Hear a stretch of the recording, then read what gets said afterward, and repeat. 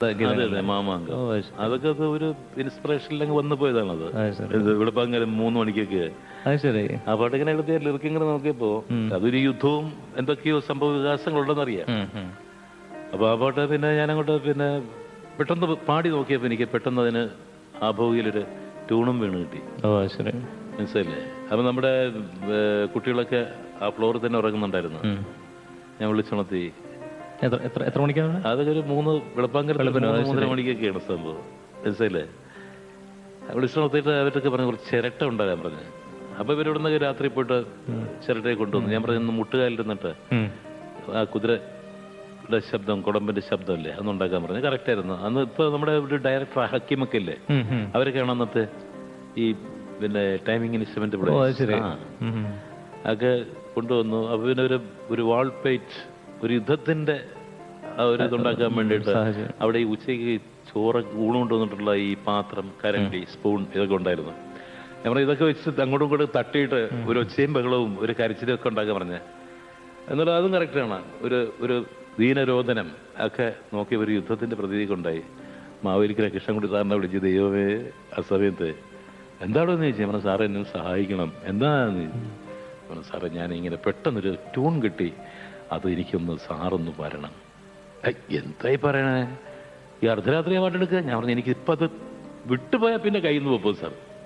അങ്ങനെ സാറ് വരാന്ന് പറഞ്ഞു. അപ്പോൾ എൻ്റെ ഗുരു തന്നെയാണ് ശർമ്മ സാറ്, മ്യൂസിക് കോളേജിൽ വയലിൻ പഠിപ്പിച്ചിട്ടുള്ളത്. അദ്ദേഹത്തിനെ വിളിച്ച് ആദ്യമേ ഈ മുൻകൂർ ജാമ്യം എന്നുള്ളതിലേക്ക് ഞാൻ ഇതങ്ങ് പറഞ്ഞത് മാവേലിക്കര കൃഷ്ണൻകുട്ടി സാർ വരുന്നുണ്ടെന്ന്. ശരി. അങ്ങനെ കേട്ടിട്ട് ശരി. എന്നിട്ട് 4 മണിക്ക് കൊടുപ്പാങ്കര 4 മണിക്ക് വന്നിട്ട് റെക്കോർഡ് ചെയ്ത പാട്ടാണ് മാമാങ്കം. എന്താ കാരണം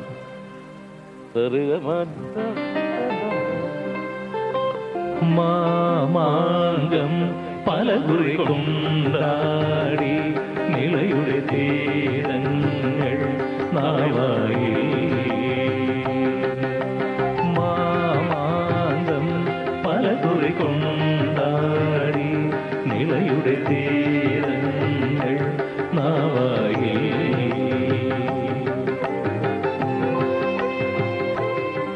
കാരണം ഒരു കാലത്ത് ഇത് സിനിമാ പാട്ടുകളെക്കാളും ഹിറ്റായ ഒരു പാട്ടായിരുന്നു. അപ്പൊ എന്താ അറിയോ, ഇത് വളരെ കാലങ്ങൾക്ക് മുമ്പ് ഞാൻ ചെയ്തതാണെങ്കിലും ഇപ്പോഴും ദാസേട്ടനെ പറയാനുണ്ട്, ഏത് ഓണ സീസണിലും കൂടുതൽ കോപ്പി വിറ്റ് പോകുന്ന ഒരു പാട്ട്. തീർച്ചയായിട്ടും. അപ്പൊ ഒരു പക്ഷെ ആരെങ്കിലും ഇത് മറന്നു പോയിട്ടുണ്ടെങ്കിൽ ഒന്ന് ഓർമ്മപ്പെടുത്താൻ വേണ്ടിയിട്ട് ഞാൻ ഈ നന്ദനത്തിനകത്ത് ജയചന്ദ്രനും സുജാതയും പാടിയൊരു ഡ്യുയറ്റ് ഉണ്ട്. ആ ഡ്യുയറ്റിന്റെ ബീജയത്തില് ഈ മാമാങ്കത്തിന്റെ ഒരു ചെറിയ ബിറ്റ് ഞാനത് ചേർത്തിട്ടുണ്ട്. അതാരോ കേട്ടിട്ട് ഇതൊരു പത്രത്തിൽ ഇതുണ്ടായി, രവീന്ദ്രൻ കോപ്പി അടിക്കാൻ തുടങ്ങിയിരിക്കുന്നു. അതെന്റെ പാട്ടാണെന്ന് അറിയില്ല. മാത്രം ഞാനത് മനഃപൂർവ്വം ചെയ്തതാണ്. കാരണം ഞാൻ മുമ്പ് ചെയ്ത വളരെ ഹിറ്റായിട്ട് ഇപ്പോഴും അത് ജനങ്ങൾ ഇഷ്ടപ്പെടുന്നൊരു പാട്ട് ഒരുപക്ഷെ മറന്നിട്ടുണ്ടെങ്കിൽ ഒന്ന് ഓർമ്മപ്പെടുത്താൻ വേണ്ടിയിട്ട് സെക്കൻഡ് ബീജത്തിലെങ്ങാണ്ട് തോന്നുന്നു എൻ്റെ എൻഡില് എൻ്റെ ചെറിയ ബിറ്റ് മാമാങ്കം ബീജിൽ ചേർത്തിട്ടുണ്ട്. ആ പാട്ടറിയില്ലേ, അതാണ് ആരും എന്നുള്ള പാട്ട്. ആരും ആരും കാണാതെ പിന്നെ കുങ്കുമ തൊട്ടു ഞാൻ, കുങ്കുമ തൊട്ടു ഞാൻ. പക്ഷെ സിനിമ ഇറങ്ങാതെയും വളരെ സൂപ്പർ ഹിറ്റായിട്ടുള്ളൊരു പാട്ടാണ് നീലക്കടമ്പ് എന്ന ചിത്രത്തിലെ കുടചാന്ദ്രിയിൽ എന്നുള്ള പാട്ട്. അതിൻ്റെ ഒരു സിറ്റുവേഷൻ്റെ സംഭവങ്ങളൊക്കെ ഓർമ്മയുണ്ടോ? ഞാൻ ഈ മദിരാശിയിൽ എത്തിയ കാലത്ത് ഒരെത്തും പിടിയില്ല, ഭൂമിയിലും ആകാശത്തിലും അല്ലാത്ത ഒരു ജീവിത കാലഘട്ടത്തിൽ എൻ്റെ കഷ്ടം കണ്ടിട്ട് ഒരാൾ പറഞ്ഞു, നിങ്ങളൊരു സംഗീതക്കാരനല്ലേ, മൂകാംബികയിൽ പോയിട്ടുണ്ടോയെന്ന് ചോദിച്ചു. ഞാൻ പറഞ്ഞില്ല.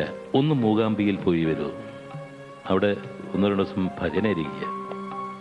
ഞാൻ അപ്പം തന്നെ ഒരു ഡയറിയിൽ അങ്ങോട്ട് എഴുതി, ഞാൻ മൂകാംബികയിൽ 1-2 ദിവസം ഭജനം ഇരുന്നുകൊള്ളാന്ന്. അപ്പൊ ഈ മൂകാംബിക എവിടെയാണെന്നോ അവിടുത്തെ പ്രതിഷ്ഠ എന്താണെന്നോ ഒന്നും എനിക്കറിയില്ല. ഒന്നും അറിയാണ്ട്, കാരണം രക്ഷപ്പെടാൻ വേണ്ടിയിട്ടുള്ള ഒരു ആക്രാന്തി എന്ന് പറയില്ലേ, അതുകൊണ്ടങ്ങ് പ്രാർത്ഥിച്ചു. കാലങ്ങൾ കഴിഞ്ഞു, അത്യാവശ്യം പാട്ടുകൾ പാടി, ഡബ്ബിങ് ആർട്ടിസ്റ്റായി, പിന്നെ കല്യാണമൊക്കെ കഴിഞ്ഞു. ഒരു ദിവസം എൻ്റെ പഴയ ഒരു ഡയറി എൻ്റെ ഭാര്യ റെഫർ ചെയ്തപ്പോൾ അതിനകത്ത് എഴുതിയിരിക്കുന്നു, മൂകാംബികയിൽ ഭജനം ഇരുന്നുകൊള്ളാന്ന്. അപ്പോൾ വളരെ മുൻപ് എഴുതിയാണ്, ആ ഡേറ്റ് ഒക്കെ ഉണ്ട്. അപ്പോൾ എന്നെ ചോദിച്ചു, ചേട്ടൻ ഇത് പോയി ചെയ്തു എന്ന് ചോദിച്ചു. ഞാൻ ഇല്ല. അയ്യോ, അങ്ങനെ ഒരു കടം ഇടാൻ പാടുണ്ടോ? അങ്ങനെ ഞാൻ അന്ന് മുതൽ പോകാൻ ശ്രമിക്കുകയാണ്. പോകാനായിട്ട് ട്രെയിൻ ടിക്കറ്റ് ബുക്ക് ചെയ്യും. അപ്പോൾ ഞാനിങ്ങനെ എൻ്റെ ഇൻചാർജ് പേരിനോട് പറയും, നമ്മൾ ആദ്യം അവിടെ പിന്നെ ഇവിടെ എന്താണ് സ്ഥലത്തിൻ്റെ പേര്, മംഗലാപുരത്ത് ഇറങ്ങുന്നു. അവിടെ നമ്മളൊരു കാർ എടുക്കുന്നു, നേരെ അവിടെ ചെന്ന് കൊല്ലൂർ പോകുന്നു. പ്ലാൻ ചെയ്തു പോകും. ഒരു കാരണവശാലും എനിക്ക് എന്തെങ്കിലും ഒരു കാരണം കൊണ്ട് മുടങ്ങിപ്പോകുക പല പ്രാവശ്യങ്ങൾ സംഭവിച്ചിട്ടുണ്ട്. അവസാനം ഒരു ദിവസം ഒരു തമ്മിൽ എന്നുള്ള പടം ചെയ്തുകൊണ്ടിരിക്കുമ്പോൾ റീ റെക്കോർഡിങ്ങിൻ്റെ ഫൈനൽ ഡേ ഒരു ആളവിടെ വന്നു. അപ്പോൾ അദ്ദേഹത്തിന് കോരസ്വാമി എന്നാണ് വിളിക്കുക. ചീട്ട് നോക്കിയിട്ട് അന്ന് സിനിമാക്കാർ അദ്ദേഹം പറയുന്നതിനപ്പുറം ഒരു കാര്യങ്ങളും ചെയ്യില്ല. പക്ഷെ അദ്ദേഹം അവിടെ വന്നിട്ട് എന്നെ ഇങ്ങനെ നോക്കി, പക്ഷെ രവീന്ദ്രൻ, താങ്കളുടെ പേരും പാട്ടും ഏത് മുക്കിലും മൂലയിലും പോയാൽ കേൾക്കുന്നുണ്ട്, പക്ഷേ മറ്റ് പല കുറവുകളും കാണുന്നല്ലോ. അതിനപ്പോൾ ഞാൻ എന്താ ചെയ്യുക? ഒന്ന് മൂകാംബി പോയിട്ട് വരിക. ഞാൻ പറഞ്ഞു, അതെന്താ അങ്ങനെ? എനിക്ക് നിങ്ങളെ ഗുരുവായൂർക്ക് പോകാൻ പറയാം, അതല്ലെങ്കിൽ ശബരിമലയ്ക്ക് പോകാൻ പറയാം. എൻ്റെ നാവിൽ എങ്ങനെ തോന്നിച്ചു, ഇഷ്ടമുണ്ട് ചെയ്യുക. അന്ന് ഉച്ചയ്ക്ക് 2:30 മണിക്ക് വർക്ക് കഴിയുക. അപ്പോൾ ഞാൻ എപ്പോഴും നേരത്തെ പ്ലാൻ ചെയ്യുമല്ലോ, ടിക്കറ്റ് നേരത്തെ റിസർവ് ചെയ്യുക. ഞാൻ വേലിനെ വിളിച്ച് പറയും, നമ്മൾ ടിക്കറ്റ് കാര്യം ഒന്നും നോക്കുന്നില്ല, നമ്മൾ സ്റ്റേഷനിലേക്ക് പോകണം. സ്റ്റേഷനിൽ പോയിട്ട് നിൽക്കുന്നു പോകാനാണ് വിധിയെങ്കിൽ അങ്ങനെ ഞങ്ങളവിടെ ചെന്ന് TTR പരിചയിക്കാനായിരുന്നു. അത് ഈ സ്കൂൾ വെക്കേഷൻ സമയമായിരുന്നു. കൃത്യമായിട്ട് ടിക്കറ്റ് കിട്ടി. അപ്പോൾ ട്രെയിനിൽ നിന്ന് പറയാം, നമുക്ക് അവിടെ സ്റ്റേഷനിൽ കഴിഞ്ഞാൽ ഒരു കാർ പിടിക്കുന്നു, അവിടെ നല്ലൊരു ഹോട്ടലിൽ പോകുന്നു, എന്നിട്ടൊന്ന് വിശ്രമിച്ചിട്ട് പോകുന്നു, ഇങ്ങനെ പറയാം. പക്ഷേ ഈ റെയിൽവേ സ്റ്റേഷൻ ഇങ്ങോട്ട് ഇറങ്ങിയപ്പോഴാണ് ഒരു വണ്ടി സ്റ്റാർട്ടായി നിൽക്കുന്നുണ്ട്. കൊല്ലൂർ എന്ന് ബോർഡ് വെച്ചൊരു ബസ്, ആളും ഇല്ല. വണ്ടി സ്റ്റാർട്ട് കയറിക്കൊള്ളാൻ പറഞ്ഞു വേലുണ്ടൊക്കെ. അങ്ങനെയാണ് ഞാൻ ആദ്യമായിട്ട് അവിടെ ചെന്ന് ഞാൻ സൗവർണി കുടിക്കാൻ പോയിട്ട് ഞാൻ ഇങ്ങനെ മൊത്തത്തിൽ നോക്കിയപ്പോൾ ചുമ്മാ അല്ല, നമുക്ക് നിശ്ചയിക്കുമ്പോൾ അങ്ങോട്ട് പോകാനായിട്ട് ആ അമ്മ അനുവദിക്കില്ലെന്ന് മനസ്സിലായി. കാരണം അവിടുത്തെ മല കണ്ടാൽ ഒരു മതിൽ കെട്ടണമെന്ന് തോന്നുന്നു, ഒരു റൗണ്ടായിട്ടുള്ള ഇതാ. അപ്പോൾ ഒരാൾ എന്നോട് പറഞ്ഞാൽ ഇവിടേക്ക് വരണമെങ്കിൽ ആ അമ്മ പറയണം, ഇവിടുന്ന് പോകണമെങ്കിലും ആ അമ്മ അനുവദിക്കണം. അങ്ങനെയുള്ള ചില കാര്യങ്ങളൊക്കെ എനിക്ക് അവൾ അറിയാൻ കഴിഞ്ഞു. അപ്പൊ ഞാൻ ഈ ഒരു മൂഡ് ആദ്യമായിട്ട് മൂകാംബിക്ക് പോയില്ലേ, പോകാൻ ഒരിക്കലും സാധിക്കില്ല എന്നുള്ള ഒരു മനസ്സായിരുന്നു. പോയി കഴിഞ്ഞപ്പോൾ എനിക്ക് മൊത്തത്തിൽ അവിടുത്തെ അറ്റ്മോസ്ഫിയറും ആ അമ്മയും ഒക്കെ എൻ്റെ മനസ്സിനകത്ത് നിറഞ്ഞു തന്നു. ഞാൻ വീട്ടിൽ നിന്ന് കാർ ഇറങ്ങിയപ്പോൾ എൻ്റെ വീട്ടുകാർ പറഞ്ഞു, ചേട്ടാ 3 ദിവസമായിട്ട് ഒരു 2-3 ആൾക്കാർ ഒരു പടത്തിൻ്റെ കാര്യമായിട്ട് വരുന്നുണ്ട്, മനസ്സിലായില്ലേ? അപ്പോൾ അത് ഇങ്ങനെ പറഞ്ഞുകൊണ്ടിരിക്കുമ്പോൾ വീണ്ടും ആ കാർ വന്നു. നോക്കി വേണം, ഈ മൂകാംബിയിലെ കുങ്കുമം കണ്ടാൽ പ്രത്യേകം അറിയാലോ, ഈ കുങ്കുമം കിട്ടിയ ഒരാൾ അല്ലാണ്ട് 3-4 ആൾക്കാർ. ഇയാളെന്നാ നോക്കി, അല്ല സാറ് മൂകാംബി പോയിട്ട് വരികയാണ്. ഞാൻ പറഞ്ഞു, കാരണം എൻ്റെ നെറ്റിയിലുണ്ടല്ലോ. ഇയാളുടെ കണ്ണൊക്കെ അങ്ങോട്ട് പറഞ്ഞു, ഞാൻ അമ്മയെക്കുറിച്ചൊരു പടം എടുക്കുകയാണ്, അതിൻ്റെ പാട്ട് ചെയ്യിക്കാനാണ് വന്നിരിക്കുന്നത്, അതാണ് ഈ നീലക്കടമ്പ്. അമ്മയുടെ എല്ലാവിധ ഐശ്വര്യങ്ങളും. അപ്പൊ എന്താ അറിയാം, നിങ്ങൾ ആ പാട്ട് കുടജാദ്രി എന്ന പാട്ട് ശ്രദ്ധിച്ചാലേ അതിൻ്റെ ബിഗിനിങ് ബീജിയൊക്കെ ഞാൻ ചെയ്തിരിക്കുന്നത്, അതായത് അവിടെ ഈ അമ്മേന്നൊക്കെ വിളിച്ച് പ്രാർത്ഥിക്കാൻ വേണ്ടേ, മൂകമായിട്ട് ഉള്ളുകൊണ്ട് മാത്രമേ പ്രാർത്ഥിക്കാൻ പാടുള്ളൂ.